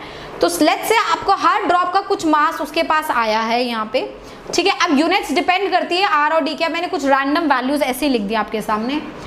और हर ड्रॉप के लिए वो बैलेंसिंग पोटेंशियल इसने यहाँ नोट कर लिया है, ठीक है। ये दोनों मेरे काम का नहीं है, मैं वैसे बता रही हूँ कि इसने बहुत सारी ड्रॉप्स ली, 1000, 1500, 2000 ड्रॉप्स ली। सारे ड्रॉप्स के लिए उसने ये चेक किया, तो उन सारे ड्रॉप्स के लिए उसने बैलेंसिंग पोटेंशियल यहाँ लिखी। अब इसने क्या किया, इनके लिए चार्जेस यहाँ पे लिखे। अब ये चार्जेस इसने कैसे निकाले, सोचो। आपका जो ग्रेविटी है उसका फोर्स क्या होता है, m into g, force of gravity. और इलेक्ट्रोस्टैटिक फोर्स क्या होगा, charge into the potential that you have applied E. So E is the potential that you have applied, Q is the charge which is present on the oil drop, and G is the acceleration due to gravity's mass of the oil. तो mass of the oil drop you already have, G का value आपके पास constant होता है। Charge each drop of oil is acquiring, वो आपको calculate करना। Potential आपने ही adjust करी है, ये वो पोटेंशियल है जो बैलेंस कर रही है ना, तभी तो ये दोनों चीजें इक्वल हुई है बैलेंसिंग पे। तो ये पोटेंशियल की वैल्यू उसने यहाँ रखी। इस वोल्ट को, पोटेंशियल को आप ई से डिनोट कर लीजिए, इसको आप मास को डिनोट कर लीजिए, जी आपको पता है। और इन सबसे इसने कैलकुलेट करा Q, the charge present on each drop. और जब इसने ये देखा कि चार्ज जो ईच ड्रॉप पे प्रेजेंट है वो बहुत ही छोटे यूनिट आ रहा है, मतलब कूलम से बहुत छोटे यूनिट है, जेप्टोकूलम, उस यूनिट में उसने निकाला। तो 160, 320, 480, 640, 800, मतलब these all are like having a common factor of 160 zeptocoulomb. ये सारे देखिए 160 जेप्टोकूलम के ही क्या है, मल्टीपल्स है। Even if you do not get this value, suppose let's say ये वैल्यू आपके पास 160 का नहीं आता, ये ऑब्जर्वेशंस भी आती, तो भी आप इसका कॉमन फैक्टर देखेंगे तो सारे किसके मल्टीपल दिख रहे हैं, 160 जेप्टोकूलम के दिख रहे हैं। तो यहां से उसे ये पता चला कि मिनिमम चार्ज 160 उसकी मतलब एक तरीके से देखिए मिनिमम वाली वैल्यू है ना, जिससे सारे के सारे जो है डिवाइड हो रहे हैं, ताकि इंटीग्रल वैल्यू है ना, क्योंकि भाई आधा 2.5 इलेक्ट्रॉन तो कोई ऑयल लेगा नहीं। ऑयल जो है या तो 1 इलेक्ट्रॉन एक्वायर करेगा या 2 या 3 या 4 लाइक दिस। तो उस बेसिस पे जो लोएस्ट कॉमन फैक्टर यहाँ से आ रहा है वो आ रहा है 160 जेप्टोकूलम। तो यहाँ से इसे पता चला कि मिनिमम एक ऑयल का ड्रॉप 1 इलेक्ट्रॉन लेगा और मैक्सिमम वो कितने भी ले सकता है। तो मिनिमम वैल्यू इन सब में कॉमन मिनिमम वैल्यू कितनी आ रही है, 160 जेप्टोकूलम। वहां से उसने निकाला minimum charge that a oil can occupies of 1 electron, that a oil drop can acquire is equals to charge of 1 electron, क्योंकि वो 1 इलेक्ट्रॉन मिनिमम लेगी और वो हो गया 160 जेप्टोकूलम, जिसको हम सॉल्व करके लिखते हैं 1.6 into 10⁻⁻19 कूलम। तो this is what is the charge which is present on a electron and Mulliken oil drop experiment has given you the numerical value of electron and Mulliken got a Nobel prize for this experiment, right. तो overall E/m ratio अगर मैं electron का देखूं तो वो है 1.10⁻11 coulomb per kg। यहाँ से चार्ज और इलेक्ट्रॉन आ गया 1.6 into 10⁻⁻19 कूलम। तो मास ऑफ इलेक्ट्रॉन कितना आएगा, मास ऑफ इलेक्ट्रॉन आएगा, आप बेसिकली E/this वैल्यू कर दीजिए, तो 1.6 into 10⁻⁻19 डिवाइडेड बाय 1.76 into 10⁻11 और मास जब निकालते तो आता 9.1 into 10⁻31 kg। This is the mass of a electron, this is the mass of a electron, very important. Let's now go on to the Thomson model of atom.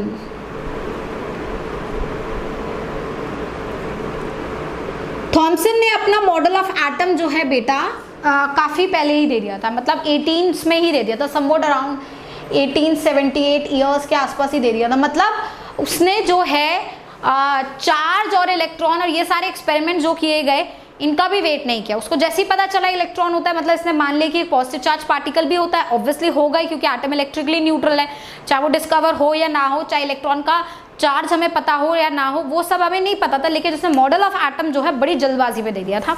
Even before we did this oil drop experiment to calculate the charge और calculate the mass, before we did all this, उसने पहले ही अपना model of atom दे दिया था और उसने बोला था कि electrons are embedded in the pool of positive charge। Simple बोल दिया, electrons are embedded in the pool of positive charge. मतलब एटम जो स्फेरिकली सिमेट्रिकल है that has a positive charge which is uniformly distributed. तो उसने ये बोल दिया कि positive charge is uniformly distributed in the atom and electron is just embedded in the pool of positive charge, and this is basically known as a plum pudding model। जैसे हम plum pudding model कहते हैं, जैसे हम cake वेक खाते हैं कभी कभी, तो केक में चेरीज लगी होती है ना, वो चेरीज को उसने बोला कि दो plums लगे हुए, cherries लगी हुई है, these are electrons and the entire cake is a pool of positive charge, entire atom has a pool of positive charge, electrons are just embedded in the pool of positive charge and the entire atom is electrically neutral। मतलब इतना simple होगा atom, मतलब उसको ऐसा लग रहा था कि it is so simple, but हालांकि ऐसा नहीं है। of course उसने ये जो है अपना मॉडल ऑफ एटम दे दिया, उसको लगा दो ही सब एटॉमिक पार्टिकल होंगे, एक इलेक्ट्रॉन और एक प्रोटॉन, बस हो गया, पॉजिटिव चार्ज यूनिफॉर्मली डिस्ट्रीब्यूटेड है, electron is embedded in the pool and this is known as plum pudding model. वाह वाह, वेरी गुड। उस टाइम कुछ डिस्कवरी हुई भी नहीं थी और कुछ हुआ भी नहीं था, तो सब हम मान के बैठ गए हाँ हाँ यही मॉडल करेक्ट है, बिल्कुल सही बात, बिल्कुल सही बात। लेकिन अचानक से चैडविक आ गया। Chadwick come around somewhat 1932 years, मतलब काफ़ी साल, आप ऑलमोस्ट मान लो कितने साल हो गए, 40-50 साल बाद तो बाद चैडविक आया। चैडविक ने किया डिस्कवरी ऑफ न्यूट्रॉन। अब इसने न्यूट्रॉन निकाला, इसने बड़ा सिंपल सा दिमाग लगाया। क्या इसने कहा, जो हाइड्रोजन एटम है उसका एटॉमिक नंबर 1 है, मतलब उसमें एक इलेक्ट्रॉन और एक प्रोटॉन होगा, और जो हीलियम एटम है उसका एटॉमिक नंबर 2 है, तो उसके अंदर 2 इलेक्ट्रॉन और 2 प्रोटॉन होंगे। यही होगा ना, यही होता है, 2 इलेक्ट्रॉन 2 प्रोटॉन हीलियम में होते हैं और हाइड्रोजन में 1 इलेक्ट्रॉन होता है और 1 प्रोटॉन होता है। तो इसने कहा इस तरीके से अगर मैं एक वेइंग बैलेंस ले लूँ, तो इस वेइंग बैलेंस पे अगर मैं यहाँ पर एक हीलियम एटम लूँ और यहाँ पे 2 हाइड्रोजन एटम लूँ, क्योंकि भाई भारी कौन है, भारी है प्रोटॉन, तो मास तो प्रोटॉन का, तो प्रोटॉन को बैलेंस करते हैं ना दो। अगर एक हाइड्रोजन एटम के अंदर 1 प्रोटॉन है तो 2 हाइड्रोजन के अंदर 2 प्रोटॉन हुए, हीलियम के अंदर 2 प्रोटॉन है, तो वेइंग बैलेंस पे इन दोनों को क्या कर देना चाहिए, बैलेंस। बट ये क्या हुआ, ये तो बैलेंस करे ही नहीं भाई। एक हीलियम में 2 प्रोटॉन, 2 हाइड्रोजन एटम में 2 प्रोटॉन, जब प्रोटॉन ही है तो दोनों जगह जब प्रोटॉन भी सेम, तो ये बैलेंस हो जाना चाहिए। पर ये बोइंग बैलेंस ही नहीं हुआ। हुआ क्या, हीलियम वाला साइड भारी रहा कंपेयर टू हाइड्रोजन वाला साइड। दैट मीन्स हीलियम के अंदर apart from the protons which are contributing towards the mass of atom, there are some other subatomic particle also present in helium, not in hydrogen but in helium, क्योंकि भाई hydrogen का मास तो हल्का ही है, helium भारी पड़ रहा है, मतलब कुछ एडिशनल मास हीलियम के अंदर प्रेजेंट है। और ये मास जो पार्टिकल कंट्रीब्यूट कर रहा है वो सिर्फ मास ही कंट्रीब्यूट कर रहा है, वो चार्ज कंट्रीब्यूट नहीं कर रहा, क्योंकि अगर चार्ज होता तो हीलियम चार्ज होता, बट एटम तो न्यूट्रल है। तो that means there is some particle which is chargeless but has a mass, and that mass is something very heavy, काफी हैवी है। हल्का फुल्का कोई पार्टिकल होता है इलेक्ट्रॉन जैसा, तो इतना थोड़ी कि हीलियम नीचे ही बैठा पड़ा है और हाइड्रोजन ऊपर है, इतना थोड़ा डिफरेंस आता, ये काफी डिफरेंस था। और फिर इसने कहा चलो हम बैलेंस करके देखते हैं कि कितने हीलियम मैं रखूं कि हाइड्रोजन एटम, मतलब कितने हाइड्रोजन मैं रखूं कि हीलियम बैलेंस हो जाए। बैलेंस करने के लिए ये पता चला कि आप जब 4 हाइड्रोजन एटम यहां रखोगे तो जाके ये एक हीलियम एटम को क्या कर पाएगा, बैलेंस कर पाएगा। मतलब 4 प्रोटॉन का मास इस हीलियम के अंदर है, समझ रहे हो, तभी तो ये मास बैलेंस हो रहा है। 4 प्रोटॉन का मास, एक प्रोटॉन का मास मुझे पता है, 4 प्रोटॉन यहाँ हुए वो बैलेंस कर रहे हैं इसके 2 प्रोटॉन को। इसका मतलब इसके अंदर 2 प्रोटॉन के साथ साथ कुछ और ऐसा पार्टिकल है जो अदर 2 प्रोटॉन जो हीलियम के हाइड्रोजन के अंदर प्रेजेंट है उसके मास के बराबर हो रहा है और उनको बैलेंस कर रहे हैं। Do you understand the point?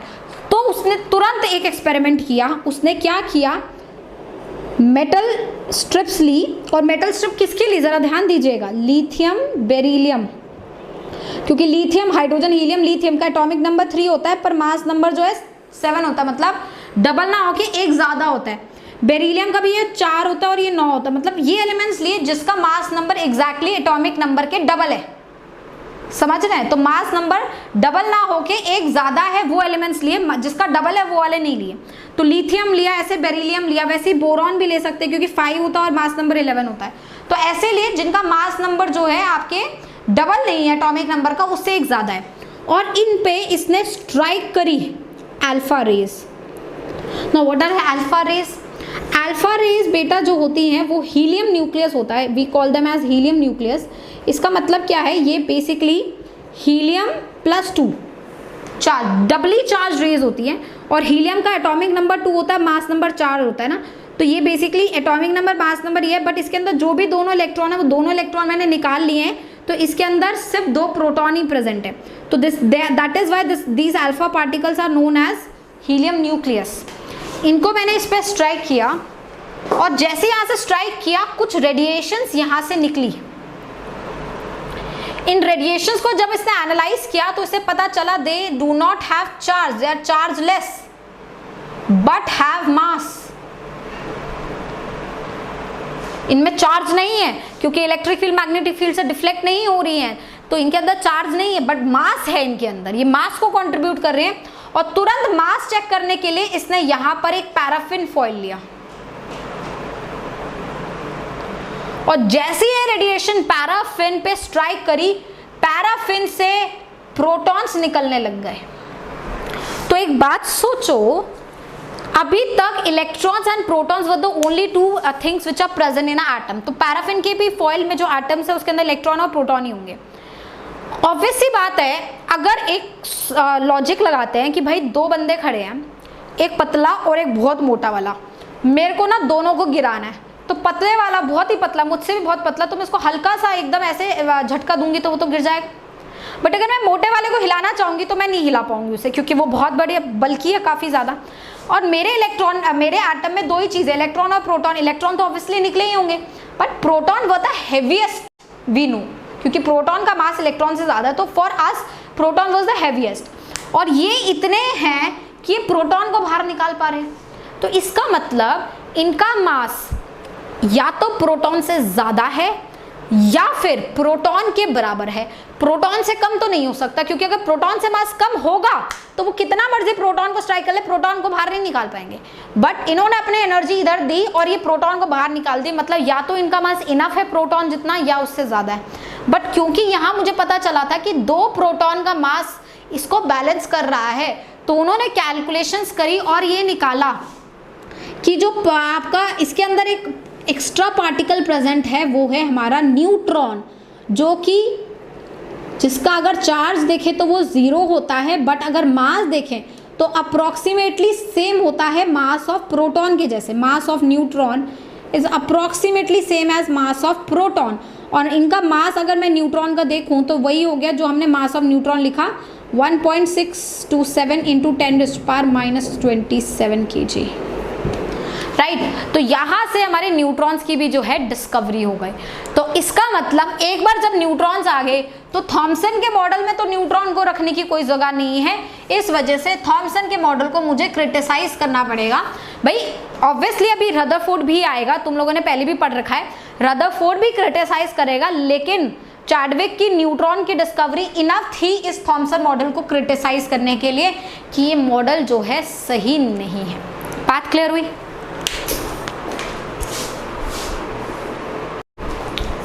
Now after Thomson model of atom, let's move on to the next attempt for the model of atom, that is Rutherford model of atom.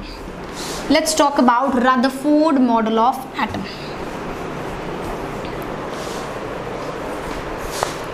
तो रदरफोर्ड ने अपना model of atom उतनी जल्दबाजी में नहीं दिया जितने जल्दबाजी आपके थॉमसन ने की थी।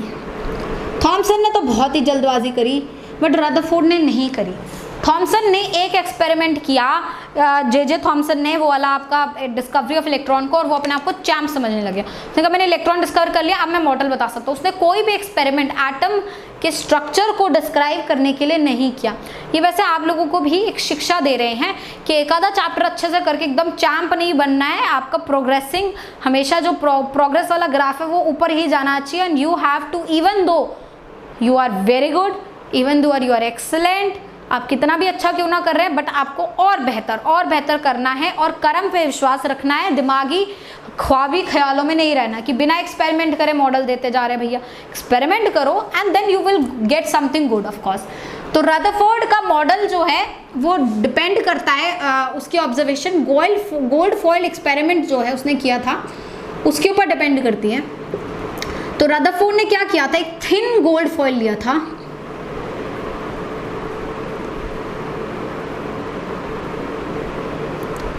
थिन गोल्ड फॉइल लिया। अगेन इस गोल्ड फॉइल पे हमने यहाँ से अल्फा रेज जो है वो बोम्बार्ड करी, ठीक है। और बोम्बार्ड करने के बाद हमने यहाँ पे जिंक सल्फाइड की फ्लोरेसेंट प्लेट लगाई और देखा कि किस किस तरीके से हमारे जो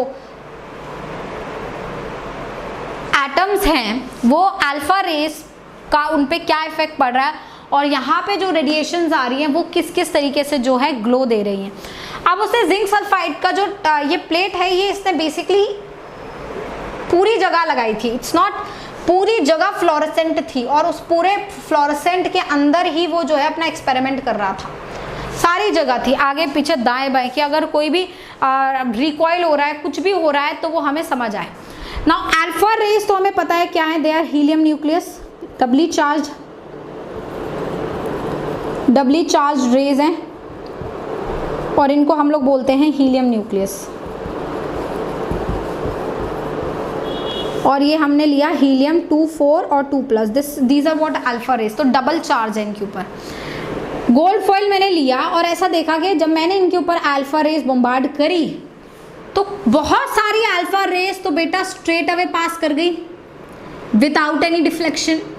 कुछ अल्फा रेज डिफ्लेक्ट कर गई स्मॉलर एंगल से, तो इस तरीके से हमें डिफ्लेक्शन मिली। कुछ सामने सामने जो है, मेजॉरिटी जो है वो सामने सामने चलेगी, majority of the rays straight. तो कंक्लूजन्स क्या है लिख लेते हैं यहाँ पे।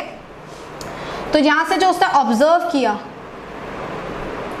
वो क्या था, majority of the rays pass straight, majority of the alpha rays pass straight. without any deflection. Some undergoes deflection by small angle, some undergoes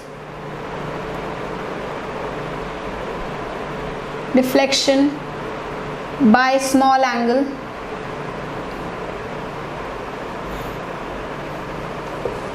ये भी हुआ। तीसरी चीज जो ऑब्जर्व की गई, कुछ रेज 50-60 हजार रेज के बाद कुछ रेज ऐसी आई जो एग्जैक्टली 180 डिग्री पे डिफ्लेक्ट करके यहाँ पे फ्लोरेसेंस दे दी। Very few rays after so much experiments, कुछ ऐसी रेज आई जो एकदम 180 डिग्री से डिफ्लेक्ट करेगी। Very small rays, number of rays get deflected exactly by 180 degree. तो एग्जैक्टली 180 डिग्री से क्या है, रिकॉइल करेगी, डिफ्लेक्ट करेगी। वैसे आपको एक बात बताऊं, अगर ये एक्सपेरिमेंट, ये वाली जैसे मैंने बोला ना, उसमें बहुत सारी रेज 12,000, 20,000, 30,000, 40,000, 50,000 रेज मारी, तब जाके उसे एक ऐसी रे मिली जो 180 डिग्री से डिफ्लेक्ट करी। और ये जो रे है ना, इसने पूरे मॉडल की काया बदल दी। और रदरफोर्ड ने चाहे मॉडल ऑफ एटम गलत दिया, लेकिन एक बहुत ही ज्यादा इंपॉर्टेंट डिस्कवरी कर ली, वो है न्यूक्लियस की डिस्कवरी। तो ऐसा नहीं कि एक्सपेरिमेंट्स करोगे, कर्म करोगे तो अच्छा ही मिलेगा, बिना कर्म करे ऐसे दिमाग में सोच रहे तो नहीं मिलेगा। तो वही चीज है। अब इसमें 2-3 चीजें आपको हर एक्सपेरिमेंट में कुछ ना कुछ शिक्षा जरूर दूंगी मैं। इसमें क्या शिक्षा मिलेगी हमें? सबसे पहली चीज कि आप एक्सपेरिमेंट करो, बिना एक्सपेरिमेंट के कंक्लूजन मत लाओ। और आप ये जो चीज़ है अपने ऊपर कैसे लगाओगे कि आप प्रैक्टिस करो, सवाल लगाओ। जब तक सवाल कॉपी में नहीं लिखोगे, दिमाग से आंसर निकालोगे, गलत निकलेगा, तो करो कॉपी में। यह आपकी शिक्षा होगी। चलिए बैक टू द वर्क आते हैं। हाँ, अगर ये स्ट्रेट जा रही है रेज या छोटे एंगल से डिफ्लेक्ट कर रही हैं, इससे मुझे ज़्यादा कुछ पता नहीं चल रहा। मेजर मुझे पता चला जब ये डिफ्लेक्ट करे। कैसे, बताती हूँ। पहले एक बात सोचो, अगर आपका मॉडल ऑफ एटम थॉमसन वाला होता तो ये ऑब्जर्वेशन तो कभी नहीं आती, क्योंकि थॉमसन मॉडल ऑफ एटम में इस तरीके से आपके इलेक्ट्रॉन्स एम्बेडेड है और पॉजिटिव चार्ज है। तो जब पूरे एटम पे पॉजिटिव चार्ज और आप पॉजिटिव चार्ज रेज ही डाल रहे हो, तो पॉजिटिव चार्ज रे इससे रिपेल होंगी, इस इलेक्ट्रॉन से attract, repel, attract, repel, attract होके, मतलब रैंडम नंबर्स ऑफ, क्योंकि उसे जितने पॉजिटिव मिलेंगे उतने ही इलेक्ट्रॉन, उतने नेगेटिव भी मिलेंगे, बिकॉज एटम इलेक्ट्रिकली न्यूट्रल है, जितने पॉजिटिव उतने इलेक्ट्रॉन और उतने ही नेगेटिव। और पॉजिटिव रिपेल करेंगे, electron attract, repel, attract, repel, attract करके फाइनली जब वो बाहर निकलेंगे तो वो मेजर डिफ्लेक्शन उनके अंदर नहीं आना चाहिए, है ना। हाँ, ऐसा हो सकता है कि एक रो में उसे मैक्सिमम सपोज ज़्यादा नंबर ऑफ प्रोटॉन मिल गए रादर देन द इलेक्ट्रॉन, तो वो थोड़ी सी डिफ्लेक्ट हो गई हो सकता है एक जगह ज्यादा नंबर ऑफ इलेक्ट्रॉन मिल गए तो थोड़े से डिफ्लेक्ट हो गई हो, बट अगर same number of electron proton मिले तो स्ट्रेट जाना चाहिए। तो अगर थॉमसन का मॉडल स्ट्रेट होता तो सारी रेज, नो मैटर कितने भी रेज मान लो, लाख, 2 लाख, 50 लाख, 60 लाख, सारी रेज या तो स्ट्रेट जाती या कुछ बहुत ही माइनर अमाउंट से डिफ्लेक्ट होती। समझ रहे हैं? बट यहां ऐसा कुछ नहीं हुआ, यहां सारी रेज या तो स्ट्रेट गई हैं, अग्रीड, बट बहुत सारी डिफ्लेक्ट भी करी है। तो ये जो डिफ्लेक्शन वाली है इनको इग्नोर नहीं किया जा सकता। तो ये बात तो क्लियर है कि भाई इसका मॉडल तो गलत है ही है, पहले भी गलत था, अभी भी गलत ही है। ठीक है, दूसरी चीज, अब मुझे क्या पता चल रहा है इन दोनों को ध्यान में रखते हुए, स्ट्रेट जा रही है इसका मतलब सारा स्पेस क्या है, खाली है। डिफ्लेक्ट हो रही है इसका मतलब क्या है, जहां पे भी कुछ पॉजिटिव चार्ज प्रेजेंट है उससे रिफ्लेक्शन हो रही है। पर इससे कुछ मेजर निकला नहीं, निकला। मेजर यहां से निकला, जो एक रे जाके स्ट्राइक करी और 180 डिग्री से आई, मतलब ये वो वाली चीज है बेसिकली कि एक बहुत भारी सा, बहुत कुछ हैवी चीज वहां पड़ी है, ये स्ट्राइक करा, बर्दाश्त नहीं हुआ इससे, उसने इसको बैक स्ट्राइक इतना स्ट्रॉन्ग किया कि ये पीछे आ गई। ये वाली चीज इंपॉर्टेंट है।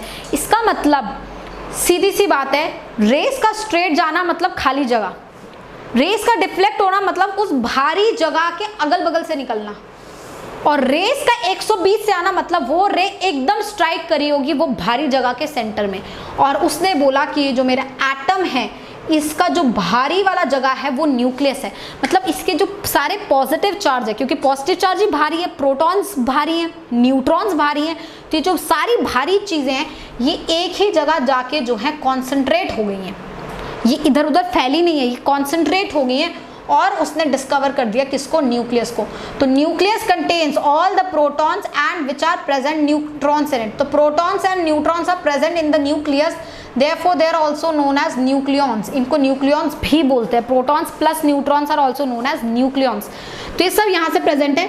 इसलिए जो स्ट्रेट रेज है वो तो वो है जो इससे बहुत दूर जा रही है, जो इसके करीब से जा रही है वो डिफ्लेक्ट हो रही है, और जो इसके बीच में से सेंटर से जाके डिफ्लेक्ट हुई वो इसके बीच में से जा रही है। अब ये बीच वाले से जो जाने वाली है ये काफ़ी कम है, वो काफ़ी मतलब 50-60 हज़ार 10,000 रेस के बाद एक रे होती है जो ऐसे डिफ्लेक्ट कर रही है, which is giving me an indication कि volume of nucleus is very very small compare to the volume of atom. Atom के वॉल्यूम से देखा जाए न्यूक्लियस का वॉल्यूम काफ़ी छोटा है, क्योंकि अगर इसका वॉल्यूम बहुत बड़ा होता तो बहुत ज़्यादा रेज ऐसी होती जो उसको स्ट्राइक करने की टेंडेंसी रखती। वो बहुत ही छोटी सी जगह है, इसलिए उसके सेंटर पे पहुंचने के लिए आपको बहुत सारी रेज स्ट्राइक करनी पड़ेंगी। तो यहाँ से हमारे एटम की दुनिया में एक और नई चीज़ सामने आई कि apart from electron, proton and neutron, you have nucleus which contains all the protons and neutrons of the atom। that means एक तरीके से मैं बोल सकती हूँ कि nucleus contains all the mass of the atom, all the mass of atom। पूरे atom का जो मास है वो आपके न्यूक्लियस में ही प्रेजेंट है, बिकॉज बाकी तो सब इलेक्ट्रॉन्स होंगे, इलेक्ट्रॉन्स आर वेरी हल्का type. Only mass of the total mass of the atom is concentrated in its center, which is nucleus। ये याद रखेंगे, all the mass of the atom is concentrated in the center, which is nucleus। Do you understand the point right now? Now जब nucleus के बारे में पता चल गया तो अब उसे एटम के स्ट्रक्चर के बारे में भी बताना था, और उसे बड़ी खुशी हो रही थी कि उसने थॉमसन को मात दे दी। थॉमसन का मॉडल क्रिटिसाइज कर दिया और सब रदरफोर्ड कर रहे हैं, उसको बड़ी खुशी हो रही है। बट वही चीज़ है, खुशी को अपने सर पे मत चढ़ने दो। जिस दिन खुशी सर पे चढ़ेगी, एक्साइटमेंट और ओवर कॉन्फिडेंस सर पे चढ़ेगा, वहीं धाम करके हम नीचे गिरेंगे। यही केस रदरफोर्ड के साथ भी हुआ। अब रदरफोर्ड ने एक चीज़ तो बड़ी अच्छी बताई कि न्यूक्लियस प्रेजेंट है। न्यूक्लियस का रेडियस अप्रोक्सीमेटली 10⁻⁻15 मीटर है, अगर radius of atom approximately -10 metre होता है। दैट मीन्स एटम के हिसाब से न्यूक्लियस काफ़ी छोटा है ना। ये सब उसने बताया, ठीक है, ऐसा कर लिया हमने, बात समझ आ गई। अब जब एटम के स्ट्रक्चर के ऊपर बात आई तो उसने कहा कि अब क्या स्ट्रक्चर बताना, प्रोटॉन और न्यूट्रॉन तो प्रेजेंट ही है, बच्चे कौन, इलेक्ट्रॉन। अरे उनके बारे में कौन सोचेगा, इलेक्ट्रॉन जो है हमारे आसपास इसके जो है घूम रहे होंगे। मतलब उसके लिए एटम का मॉडल देना वाज वेरी सिंपल। उसके लिए उसको ऐसा लगा कि बस मैंने न्यूक्लियस पता कर लिया, एटम का मॉडल मुझे पता चल गया। ओवर कॉन्फिडेंस, वाई हो रही है, नोबेल प्राइज मिल रहा है, ये वो XYZ whatever. No doubt you have done a commendable job, but you are not able to sustain it. आपने बहुत अच्छा काम किया, आपके एक टेस्ट में बड़े अच्छे नंबर आए, फिर अगले टेस्ट में 0 आ गए, सस्टेन नहीं कर पाए। तो बहुत इंपॉर्टेंट बात है ये, मैं आपको बता रही हूँ। एक वैसी चीज़ आप हमेशा अपने जीवन में याद रखिए, अच्छा करने से भी ज़्यादा इंपॉर्टेंट होता है हमेशा अच्छा करना, और हमेशा अच्छा करना ज़्यादा डिफिकल्ट है कंपेयर टू अच्छा करने से। अच्छा तो कोई भी एक बार भी कर सकता है, लेकिन सस्टेन करना, अच्छे ओहदे पर आना इंपॉर्टेंट है, उसको सस्टेन करना जो है वो डिफिकल्ट है। तो सस्टेन जो करता है ना चीज़ों को, वही हमारा जो है इंपॉर्टेंट कहलाता है। चाहे आप धीरे धीरे उस टारगेट को अचीव करो, लेकिन एक बार आपने अचीव कर लिया, sustain it, stick to it, that's important. यही गलती रदरफोर्ड ने करी। इसने सोचा इलेक्ट्रॉन, अरे तो इतना हल्का सा है, उसका क्या बताना। हाँ हल्का है, वो घूम रहा होगा, electrons will be revolving around the nucleus. क्यों रिवॉल्व करना पड़ेगा, स्टेशनरी नहीं रह सकता, क्योंकि प्रोटॉन भारी है, इलेक्ट्रॉन हल्का है। प्रोटॉन अगर भारी है और इलेक्ट्रॉन और प्रोटॉन ऑपोजिट चार्जेस है, तो इलेक्ट्रॉन जो है प्रोटॉन के अंदर घुस जाएगा, तो इलेक्ट्रॉन को घूमना पड़ेगा। बस इसने इतना दिमाग लगाया। तो इसके लिए मॉडल ऑफ एटम में सिंपल सी बात है, electron will be revolving around the nucleus in fixed या फिर इन अ फिक्स्ड पाथ। बोला revolving around the nucleus in a fixed circular path, एक तरीके से बोल देते हैं सर्कुलर पाथ में, फिक्स सर्कुलर पाथ में जो है वो घूम रहा होगा। और उसने एटम का मॉडल दे दिया। लेकिन उसे ये चीज ध्यान नहीं रहा कि फिजिक्स की इलेक्ट्रोमैग्नेटिज्म, क्लासिकल फिजिक्स की जो थ्योरी है इलेक्ट्रोमैग्नेटिज्म की, क्लासिकल फिजिक्स जो थ्योरी है इलेक्ट्रोमैग्नेटिज्म की, आपने उसको कॉन्ट्रडिक्ट किया है। According to classical electromagnetism, whenever a charged particle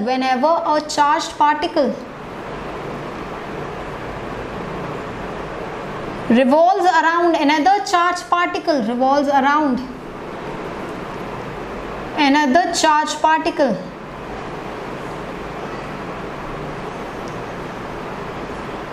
it emits electromagnetic radiations and eventually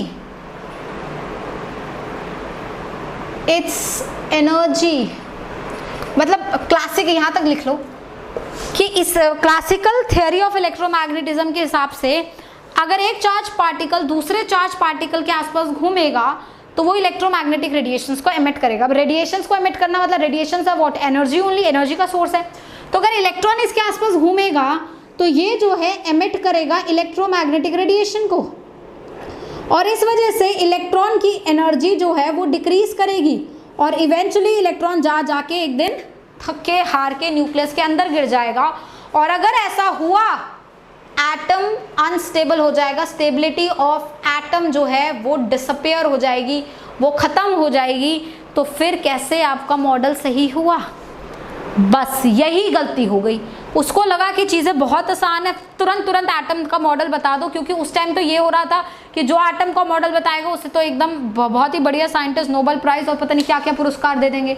तो बस इसी भीड़ में, इसी चीज़ में वो ये पढ़ना भूल गया कि फिजिक्स की भी जो थ्योरी होती है उसको मेरा मॉडल जो है वो कॉन्ट्रडिक्ट कर रहा है। और हेंस रदरफोर्ड ने न्यूक्लियस की डिस्कवरी बहुत अच्छी करी, बट एटम के स्ट्रक्चर के बारे में वो बहुत इन्फॉर्मेशन हमें नहीं दे पाए। इनफैक्ट जो उसने एटम का स्ट्रक्चर बताया वो क्लासिकल थ्योरी ऑफ इलेक्ट्रोमैग्नेटिज्म के एकदम ही अगेंस्ट। बात क्लियर हुई? और यहीं पर वो बंदा आएगा जो एक्सपेरिमेंट भी करेगा, धैर्य भी रखेगा, चीज़ों को समझेगा, ऑब्जर्व करेगा और फिर अपना नाम बनाएगा, and that is Bohr. And after Rutherford Bohr comes into picture, और वो एक एक माइन्यूट चीज़ देखेगा कि इसने क्या गलती करी, इसने क्या गलती करी, इसने क्या गलती करी, और फिर वो अपना मॉडल ऑफ एटम देगा और काफ़ी नाम कमाएगा।